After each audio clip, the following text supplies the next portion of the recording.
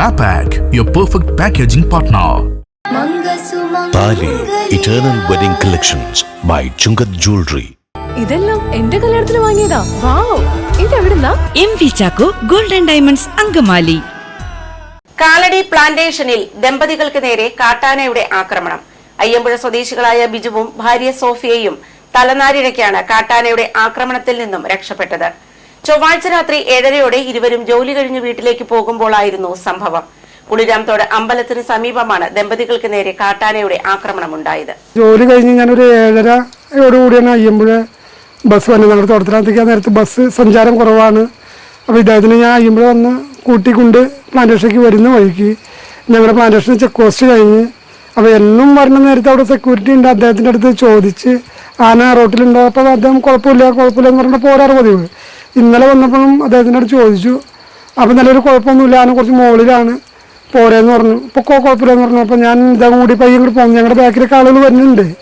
പോന്ന് കഴിഞ്ഞ് ഒരു 1.5 കിലോമീറ്റർ അപ്പോൾ കടന്ന് ഇങ്ങോട്ട് വരുന്ന വഴിക്ക് കുളിരാന്തോട് അമ്പലം എന്ന് പറഞ്ഞ അമ്പലമുണ്ട്. അതിൻ്റെ തൊട്ട് ഫ്രണ്ടിലത്തെ ഒരു ഇറക്കമാണ്.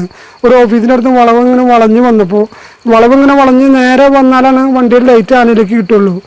ഇങ്ങനെ വളഞ്ഞ് ഒരു ഇറങ്ങി വരുമ്പോൾ തൊട്ട് ഏകദേശം 25 അടി അകലം വെച്ച് ആനയുടെ ഫ്രണ്ടിൽ വന്ന് നിന്ന് പോയി. എനിക്ക് വണ്ടി പിന്നെ അനക്കാൻ പറ്റുള്ള തൊട്ട് ഫ്രണ്ടിൽ ആന നിൽക്കണു. അപ്പോൾ ഇദ്ദേഹം ബാക്കിലിരിക്കുന്നു. കാല് കുത്തി വളയ്ക്കാൻ പോലും പറ്റില്ല. അപ്പോൾ ഇദ്ദേഹം പറഞ്ഞത് ആന നമ്മുടെ ഫ്രണ്ടിലേക്ക് വരാണ്, ഓടി ഇങ്ങോട്ട് വരാണ് ഫ്രണ്ടിലേക്ക്. അപ്പോൾ ആന വന്നു, ചേട്ടാ ആന വന്നു എന്ന് പറഞ്ഞു. കഴിയില്ല, വണ്ടി ഇങ്ങനെ ചെയ്തിട്ട് ചരിച്ചപ്പോഴേക്കും ആന ഓടി വന്നു വണ്ടി ഇടിച്ച് ഞങ്ങൾ രണ്ടുപേരും കൂടി മറിഞ്ഞ് വീണു. ഔട്ട് സൈഡിലേക്ക് വീണു, തോട്ടത്തിലേക്ക് വീണ് കഴിഞ്ഞപ്പോൾ ആന വണ്ടിയിൽ ലൈറ്റ് ഉണ്ട്. ഞങ്ങൾ രണ്ടുപേരും ഇരുട്ടാണ്, കാണാൻ പറ്റുള്ളൂ. ഇദ്ദേഹം വീണ് എൻ്റെ ബാക്കി കിടക്കുന്നു.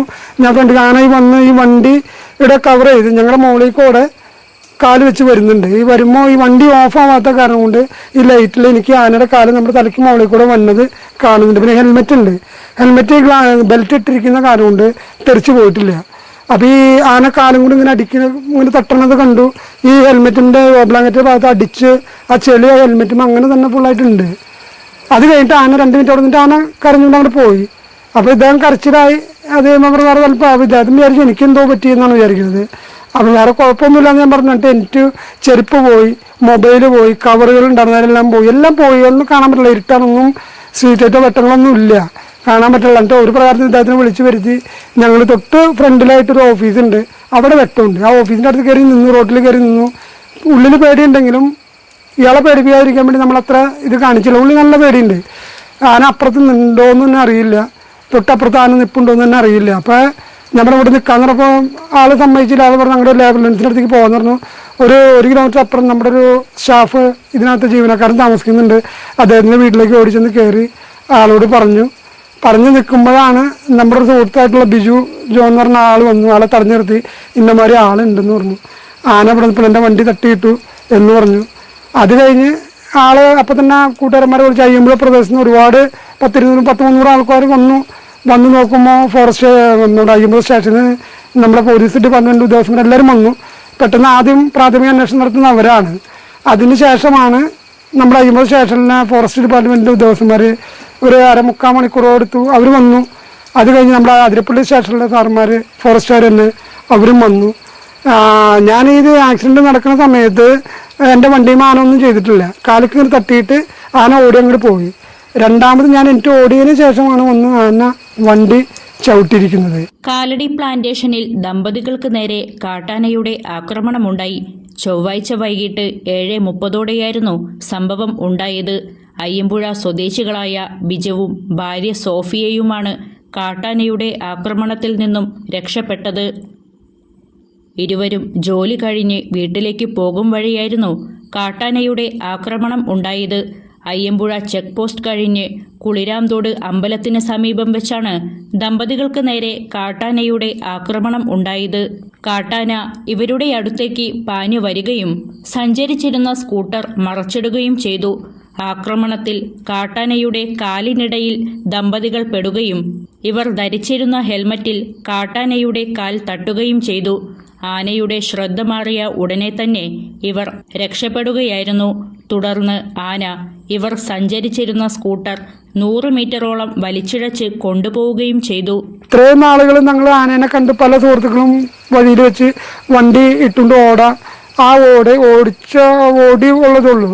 ഇന്നലെ ഞാനും എൻ്റെ വൈഫും കണ്ടു നിൽക്കുന്നതാണ് ആന ഓടി വന്ന് വണ്ടി ഇടിച്ചിടുമ്പോൾ തെറിച്ച് വീണു. ഹാൻഡിലും പിടിച്ച കാരണം ഞങ്ങൾ കണ്ടു നിൽക്കുന്നതാണ്. കാരണം ഇതിക്ക് മുമ്പ് പല സുഹൃത്തുക്കളും ഈ അനുഭവം പറയുമ്പോൾ അത് പറഞ്ഞുള്ള അറിവാണ് നമുക്കുള്ളൂ. ഇത് ഞങ്ങൾ ലൈവായിട്ട് കണ്ടുകൊണ്ട് ആന ഞങ്ങളുടെ തലയുടെ മുകളിൽ കൂടെ കൈയും കാലെടുത്ത് വെക്കുന്നു, തട്ടുന്നു. അതിപ്പോഴും ആ സമയത്ത് നമ്മൾ നമ്മൾ ചവിട്ടുന്നുള്ളത് ഉറപ്പാ. ഒരൊച്ച എടുത്തെങ്കിൽ ആന ചവിട്ടും. കരഞ്ഞവിടെ കിടക്കാണ്.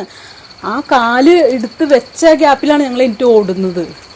തൊട്ട് ഫ്രണ്ടിലേക്ക് പറയാം ആന കാലെടുത്ത് വെക്കണതോ നോക്കുന്നില്ല. നമ്മള് രക്ഷപ്പെടണം. എന്റെ വിചാരം മുഴുവൻ ആന ആ ടാസ്കിൽ കൂടെ വരാലോ, ഫ്രണ്ടിൽ കൂടെ ഞങ്ങളുടെ തോട്ടത്തിൽ കൂടെ വരാം. അപ്പൊ വെട്ടമുണ്ടെന്ന് പറഞ്ഞിട്ട് കാര്യമില്ല. എന്നിരുന്നാൽ പോലും പക്ഷെ ഇത് ഇപ്പോൾ ഇനിയെങ്കിലും നമ്മുടെ മാനേജ്മെന്റ് ആയാലും ബന്ധപ്പെട്ട ഫോറസ്റ്റ് ഡിപ്പാർട്ട്മെന്റ് ആയാലും ഒരു വളരെ ഗൗരവമായിട്ട് ഈ വിഷയത്തിൽ ഇടപെട്ടെങ്കിൽ മാത്രമാണ് ഞങ്ങളെപ്പോലുള്ള ഇവിടുത്തെ തൊഴിലാളികൾ. അപ്പോൾ നമുക്ക് ഔട്ട് സൈഡിൽ നിന്ന് നമ്മുടെ വനിതാ തൊഴിലാളികളടക്കം ഈ സമയത്താണ് ഞങ്ങൾക്ക് 5:30 മുതൽ 6:10 വരെ മസ്റ്റ് സമയം. ഈ ലേഡി സുഹൃത്തുക്കളടക്കം വണ്ടിയുമാണ് തോട്ടത്തിനകത്തേക്ക് ജോലിക്ക് വരുന്നത്. ഇപ്പോൾ ഞാനൊരാണെന്ന നിലയ്ക്ക് ഒരു ചെറിയൊരു ധൈര്യമുണ്ട് എന്ന് വിചാരിക്കാം. പക്ഷെ ഇതൊരു ലേഡി സുഹൃത്താണെങ്കിൽ ഒരിക്കലും അതവർക്ക് അപ്പോൾ ചെയ്യാൻ പറ്റിയെന്ന് വരില്ല. കാരണം നമ്മൾ എത്ര ധൈര്യം ഉണ്ടെന്നാലും ആനയുടെ തലയ്ക്ക് മുകളിലാണ് ആന നിൽക്കുന്നത്. ഒരു അങ്ങ് വളച്ച വഴി ആന വന്ന് ഇടിച്ചെന്നുള്ള ഷുവറാ, ഇടിച്ച് തെറിച്ചു പോയിരുന്നു. കാണുന്നില്ല. കാരണം ബിജുയുടെ ഫ്രണ്ടില് ഞാൻ പറഞ്ഞു ബിജുട്ട് അടുത്തെത്തിന്ന് പറഞ്ഞപ്പോഴേക്കും ഇടിച്ചിട്ടു ഞങ്ങളെ. എന്റെ വിചാരം എനിക്കൊന്നും പറ്റിയിട്ടില്ലെന്ന് എനിക്ക് മനസ്സിലായി. ഈ പൊട്ടിയതൊക്കെ പിന്നെ നമ്മള് കാണുന്നേ. ഇനിയെങ്കിലും അത് ശ്രദ്ധിച്ചില്ല എങ്കിൽ വലിയൊരു വില കൊടുക്കേണ്ടി വരും, അതിന് ജീവൻ പൊലിയേണ്ടി വരും. കാരണം വെച്ചാൽ ഇപ്പൊ ഇത്രയും നാളെ ആനകൾ കണ്ട് ഞങ്ങൾ ഔട്ട് സൈഡിൽ നിന്ന് കണ്ട് ആന നിൽക്കുന്നത് കണ്ടു പോകണുള്ളൂ. പക്ഷെ ഇങ്ങനെ ഈ ഒരു ആനയെ കുഴപ്പമില്ല, ഏത് ആനയാണെന്ന് പറയാൻ പറ്റില്ല. ഇപ്പൊ വന്നൂര് ചോദിക്കുന്നത് കൊമ്പനാനയാണോ പിടിയാനയാണോ കൊമ്പുണ്ടോ? സ്വാഭാവികമായിട്ടും ആ നേരത്ത് കൊമ്പുണ്ടോ നമുക്ക് നോക്കാൻ പറ്റിയൊരു സാഹചര്യം അല്ലല്ലോ രക്ഷപ്പെടാന്നുള്ളതാണ്.